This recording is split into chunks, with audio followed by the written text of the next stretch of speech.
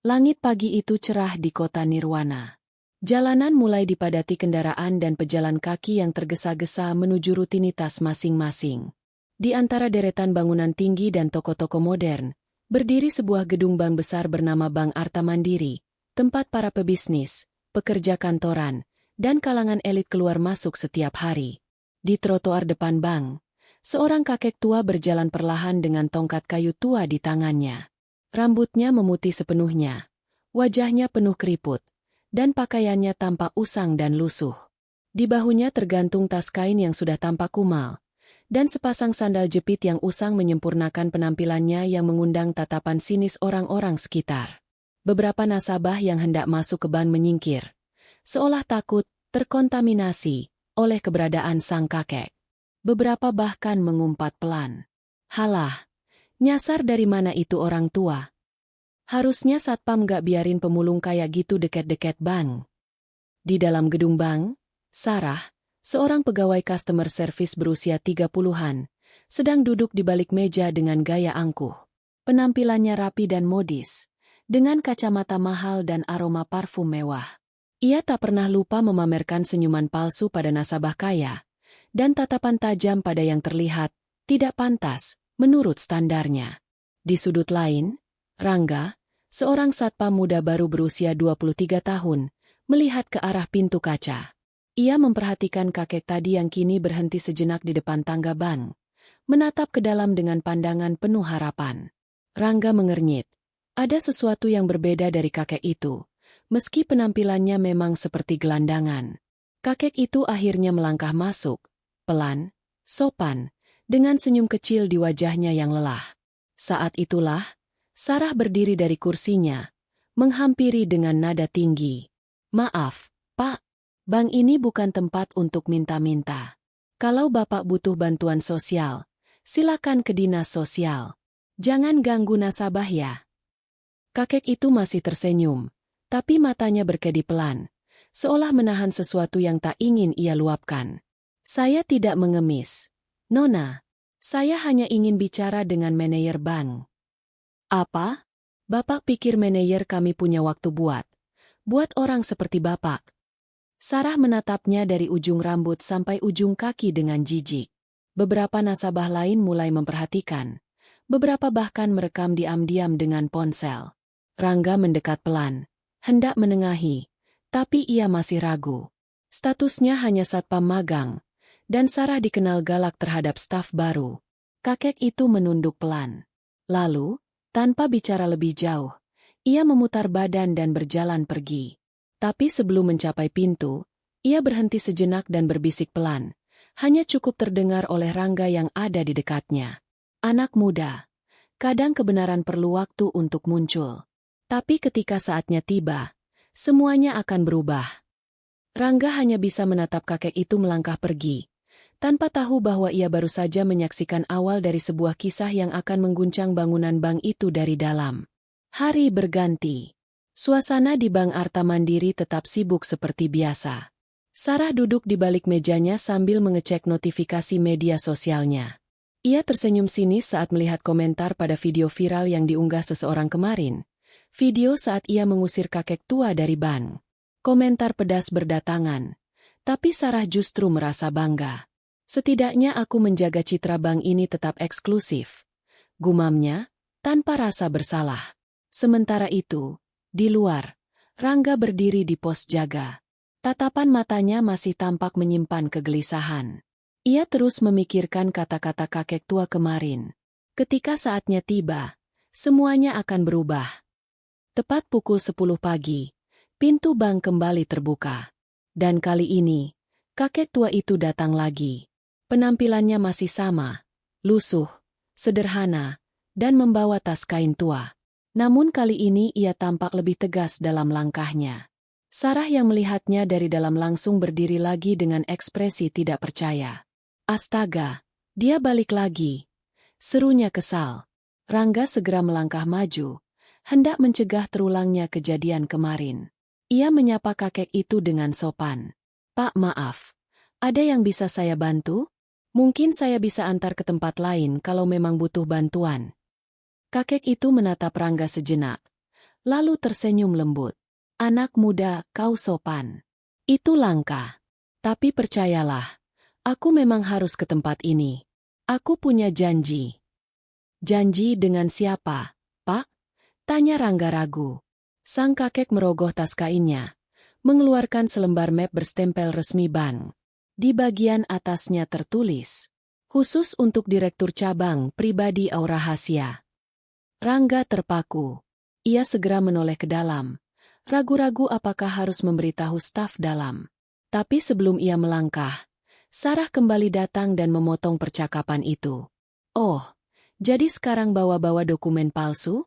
Satpam, usir saja orang ini sebelum dia merusak citra kita lagi. Rangga berdiri mematung, bingung dan bimbang. Namun sebelum tindakan itu terjadi, suara berat dan tenang terdengar dari arah tangga. Apa yang sedang terjadi di sini? Semua menoleh.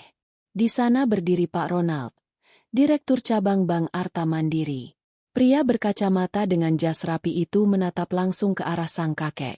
Sang kakek hanya tersenyum dan menyodorkan map tersebut. Apakah Anda masih ingat kesepakatan 15 tahun lalu? Ronald memandang wajah kakek itu lebih dalam. Lalu matanya membelalak. Bibirnya gemetar. Tunggu, Tuan Surya. Sarah dan semua orang di lobi terdiam. Kakek lusuh itu ternyata adalah salah satu pendiri awal investor Bank Arta Mandiri. Dan tidak ada yang tahu mengapa ia hidup seperti itu sekarang.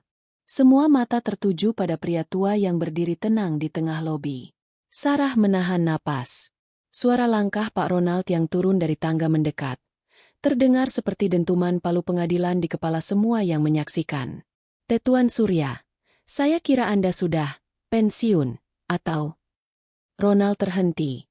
Lidahnya keluh di tengah kalimatnya sendiri. Kakek itu tersenyum tenang, meski wajahnya menyiratkan luka lama yang belum sembuh. Banyak yang mengira aku sudah tak ada. Tapi aku masih hidup. Ronald, masih hidup. Dan masih memiliki saham atas bangunan ini. Dulu, aku mempercayakan semuanya padamu dan jajaran direksi. Dan sekarang aku kembali. Hanya ingin melihat apakah kepercayaan itu masih layak. Sarah menatap antara Ronald dan kakek tua itu. Ia masih tidak bisa menerima bahwa pria lusuh yang 2 kali ia usir ternyata pemilik sebagian dari bank ini. Tidak mungkin, bisiknya pelan. Tubuhnya perlahan gemetar. Rangga berdiri terpaku, merasa lega sekaligus terpukul. Ia telah percaya ada sesuatu dalam diri sang kakek, tapi tetap tak mampu melawan sistem saat itu. Sekarang semuanya terbuka. Pak Ronald menunduk hormat pada Tuan Surya. Maafkan kami, kami tidak tahu. Justru itu masalahnya, potong Tuan Surya dengan tenang. Kalian tidak tahu, karena tidak ingin tahu. Dunia ini terlalu sibuk menilai dari luar. Lobi bank kini sunyi senyap. Beberapa pegawai mulai saling menatap. Gugup. Beberapa nasabah mulai keluar satu persatu, merasa tidak nyaman dengan suasana itu. Tuan Surya lalu menoleh ke arah Rangga. Anak muda ini tidak membentakku. Ia bertanya baik-baik. Dia yang pertama menganggapku manusia. Rangga menunduk. Tidak tahu harus menjawab apa. Dalam hatinya ia merasa bersalah karena tidak berani membela lebih banyak. Namamu siapa, nak? Tanya Tuan Surya. Rangga, Pak. Kau punya masa depan bagus. Rangga, jaga hatimu. Sementara itu, Sarah mulai melangkah mundur. Wajahnya pucat. Ia mencoba pergi tanpa menarik perhatian. Tapi suara Tuan Surya menahannya. Nona. Langkah Sarah terhenti. Apakah kau masih merasa orang sepertiku tidak pantas berada di sini? Sarah tidak menjawab. Matanya berkaca-kaca. Terkadang yang miskin bukan pakaiannya, tapi hatinya.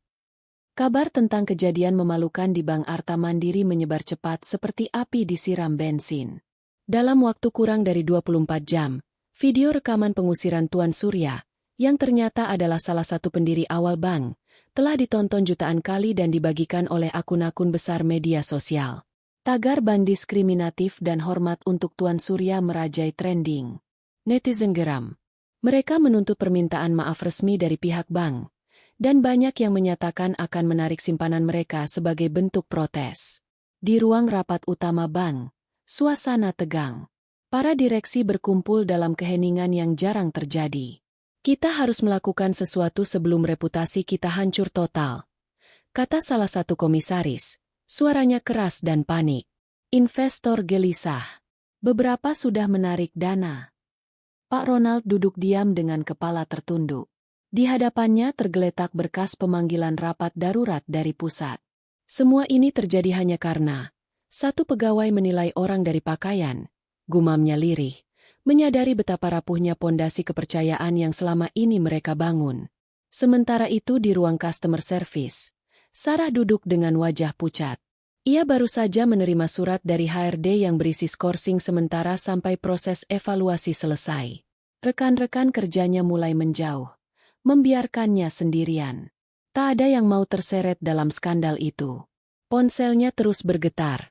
Notifikasi, pesan benci, ancaman, bahkan doxing. Beberapa orang sampai menyebarkan fotonya dan alamat rumahnya. Sarah mulai ketakutan. Aku cuma menjalankan aturan, menjaga citra bank. Bisiknya mencoba membenarkan diri. Tapi suara hatinya tidak sejalan. Ia tahu, ia telah mempermalukan seseorang, bukan karena tindakan buruk, tapi karena penampilan. Di sisi lain, Tuan Surya duduk di sebuah rumah kecil sederhana, jauh dari pusat kota. Rumah itu tak besar, tapi bersih dan tertata rapi. Di meja kayu di depannya, terdapat tumpukan dokumen saham, laporan tahunan bank, dan foto-foto lama saat ia masih muda, berdiri berdampingan dengan Ronald muda, membangun Bank Arta Mandiri dari nol. Aku pernah percaya padamu, Ronald, bisiknya, menatap foto itu. Tapi bank ini telah berubah, terlalu jauh dari niat awal kita. Ia kemudian menatap lembar dokumen pernyataan resmi yang akan ia bawa besok pagi. Surat itu bisa mengubah arah bank, atau menghancurkan fondasinya sepenuhnya. Pagi itu, suasana kantor pusat Bank Arta Mandiri lebih tegang dari biasanya. Beberapa wartawan sudah berkumpul di luar pagar besi, mencoba merekam setiap pergerakan pegawai yang keluar masuk. Di dalam, rapat Dewan Direksi Darurat telah dimulai. Di tengah ruangan oval megah dengan kaca besar dan lantai marmer, Tuan Surya hadir. Ia datang bukan sebagai tamu, tapi sebagai pemilik sah 8% saham awal, cukup kuat untuk mengguncang struktur bank dari dalam. Pak Ronald berdiri.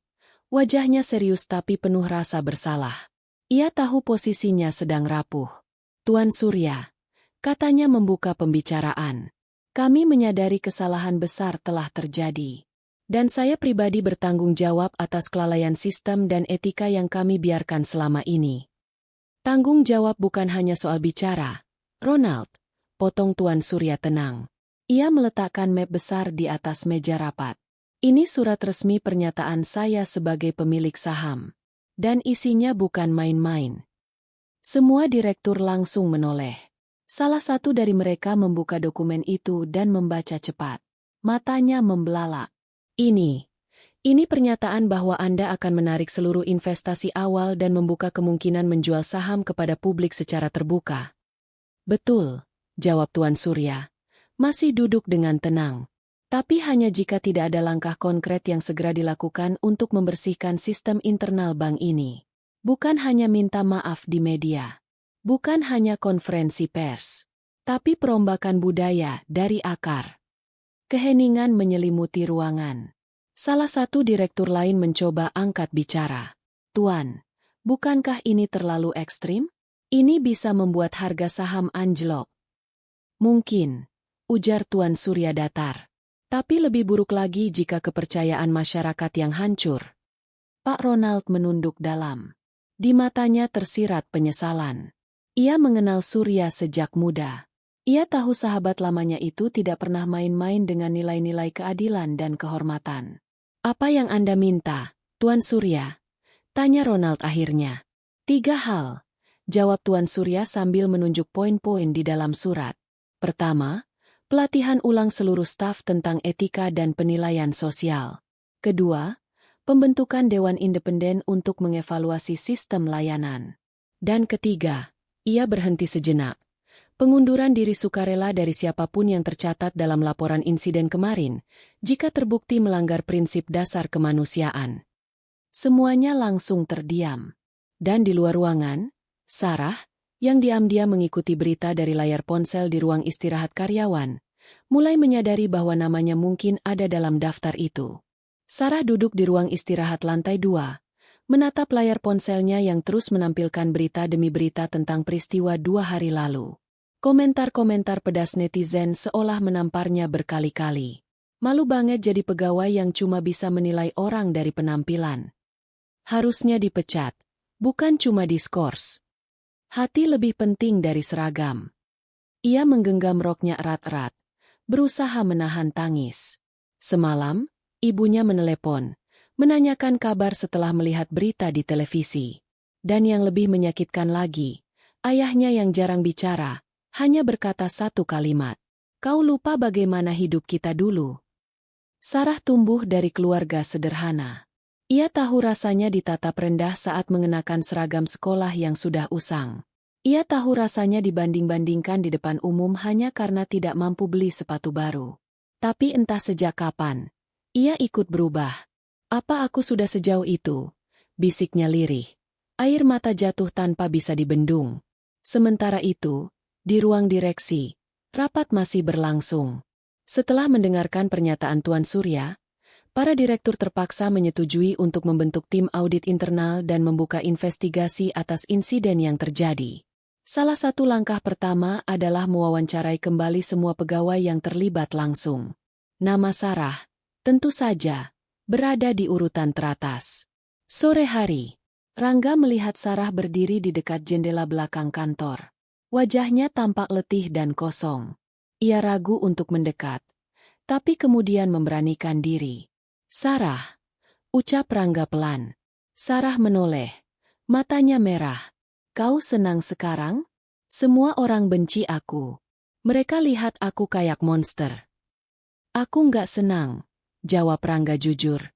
Tapi aku juga nggak bisa berpura-pura nggak terjadi apa-apa. Kau lihat sendiri yang terjadi waktu itu.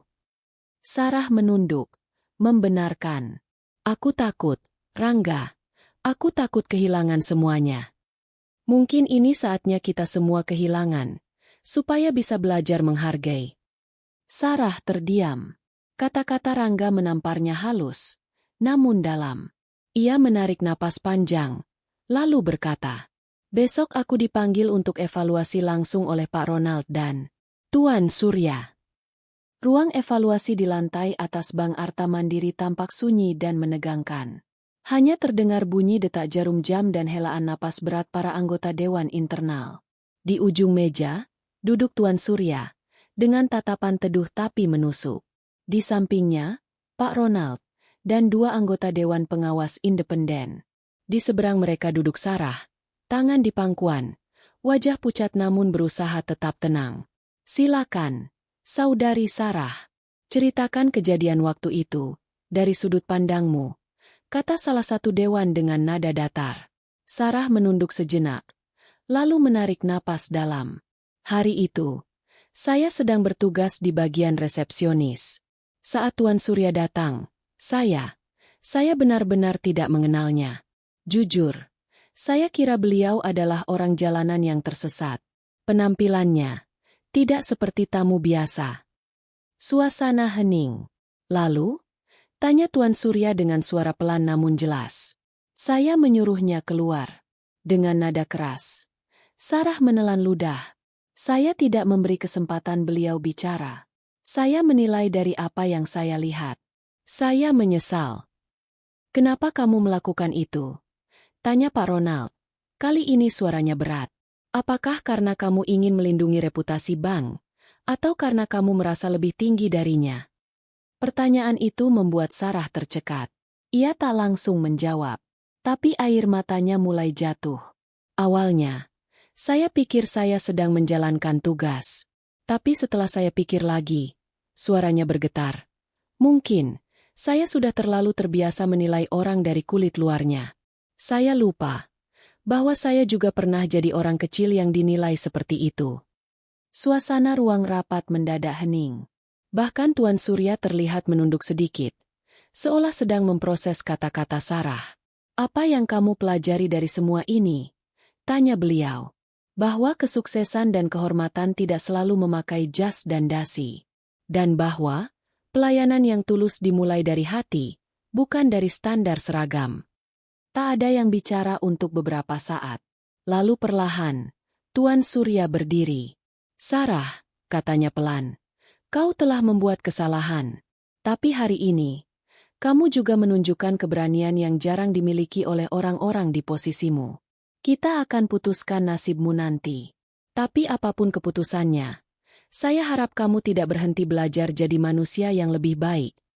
Sarah mengangguk, meneteskan air mata. Bukan karena takut, tapi karena ada sedikit rasa lega. Setidaknya, ia sudah bicara jujur. 1 hari setelah sesi evaluasi itu, suasana di kantor Bank Arta Mandiri berubah drastis. Semua pegawai menanti kabar. Siapa yang akan dikeluarkan, siapa yang akan diberi kesempatan kedua, dan bagaimana nasib mereka ke depannya. Pukul 10 pagi. Semua pegawai diminta berkumpul di aula utama lantai dasar. Di atas panggung kecil, berdiri Pak Ronald, mengenakan jas abu-abu dan wajah tegas, berdampingan dengan Tuan Surya yang mengenakan kemeja putih sederhana seperti biasa. Lampu ruangan diredupkan, dan layar besar di belakang mereka menampilkan tulisan, "Evaluasi Budaya Pelayanan. Titik awal perubahan." Pak Ronald membuka pidato. "Teman-teman sekalian, hari ini bukan tentang menghukum, tapi tentang memperbaiki. Apa yang terjadi beberapa hari lalu telah menjadi pelajaran besar bagi kita semua, tentang kerendahan hati, penilaian, dan kemanusiaan." Seluruh ruangan hening. Semua menunggu kalimat berikutnya. "Setelah berdiskusi dengan tim pengawas dan pemegang saham, kami telah mengambil beberapa keputusan. Pertama, Saudari Sarah." Wajah Sarah memucat. Jantungnya seperti berhenti berdetak. Tidak akan diberhentikan. Seluruh ruangan bergemuruh. Beberapa terkejut, beberapa lega. Sarah sendiri terduduk, matanya membelalak. "Namun," lanjut Pak Ronald, "Sarah akan dipindahkan ke program pelatihan intensif selama 3 bulan, langsung di bawah pengawasan manajer senior pelayanan.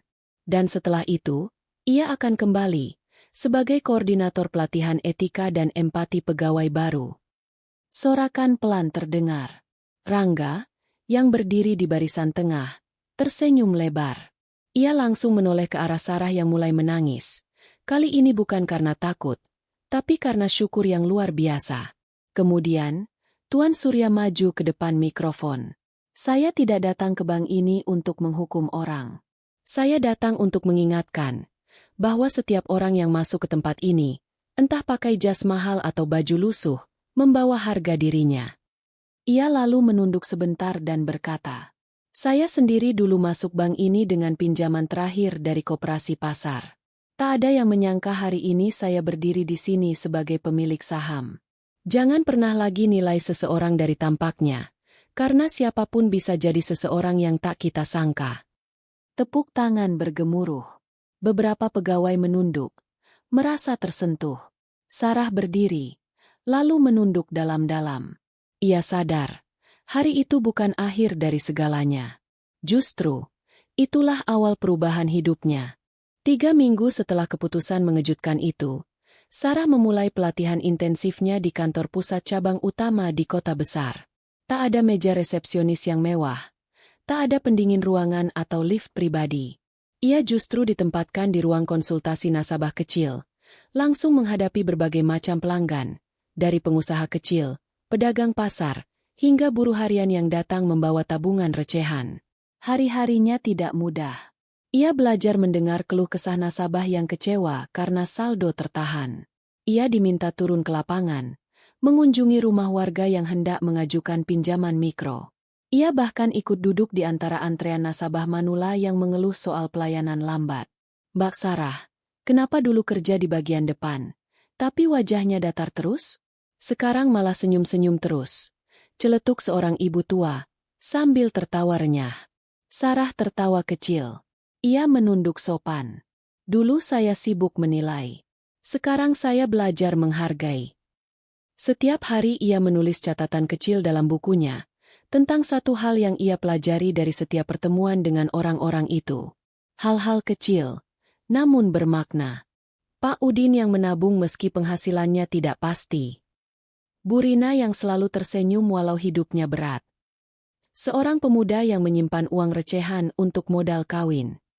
Dari sana ia mulai sadar bahwa di balik wajah-wajah lelah itu ada cerita, perjuangan, dan harga diri.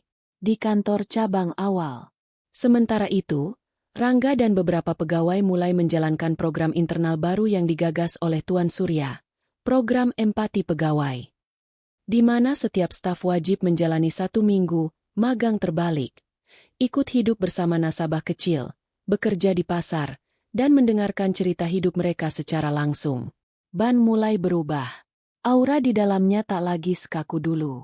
Beberapa pegawai mengaku lebih mudah tersenyum. Bahkan pegawai lama yang dulu sinis terhadap perubahan, kini ikut terlibat aktif. Dan di tengah semua itu, nama Sarah perlahan mulai dibicarakan bukan sebagai pegawai yang memalukan, tapi sebagai simbol perubahan. Di sebuah ruang kerja pribadi yang sederhana, Tuan Surya duduk memandang keluar jendela. Suasana kantor sudah mulai sepi. Ia menarik napas dalam, lalu membuka laci meja dan mengeluarkan sebuah foto lama. Foto itu memperlihatkan seorang pria tua dengan senyum hangat, mengenakan jaket lusuh dan topi usang. Tuan Surya berbisik pelan, seolah sedang bercerita pada dirinya sendiri. Ini kakekku dulu. Ia seorang pemulung yang hidup penuh perjuangan. Tak pernah mengeluh walau hidup sangat sulit. Ia mengajarkan aku arti kerja keras dan harga diri yang sejati. Flashback. Kakek muda itu berjalan di jalanan berdebu, mengumpulkan barang bekas. Meski hidup serba kekurangan, ia selalu menyisihkan sebagian hasilnya untuk menabung di bank kecil di sudut kota. Ia percaya, suatu saat tabungannya akan membuat hidupnya lebih baik. Tahun-tahun berlalu, si kakek berusaha membangun kehidupan sederhana tapi bermakna. Tanpa pendidikan tinggi dan pengaruh, ia tetap mempertahankan kejujuran dan ketulusan. Kembali ke masa kini. Tuan Surya menutup foto dan menatap kamera, berkata dengan suara mantap. Ketika saya datang ke bank ini, saya ingin mengubah cara pandang kita semua. Bahwa setiap orang, tak peduli dari mana mereka berasal, layak dihormati. Saya tahu bagaimana rasanya jadi orang kecil yang sering diremehkan. Ia tersenyum kecil. Cerita si kakek bukan hanya tentang seorang pemulung. Ia adalah lambang dari jutaan orang yang berjuang tanpa suara, tapi penuh martabat. Dan saya percaya, jika kita bisa belajar menghargai mereka, maka dunia ini akan jadi tempat yang lebih baik.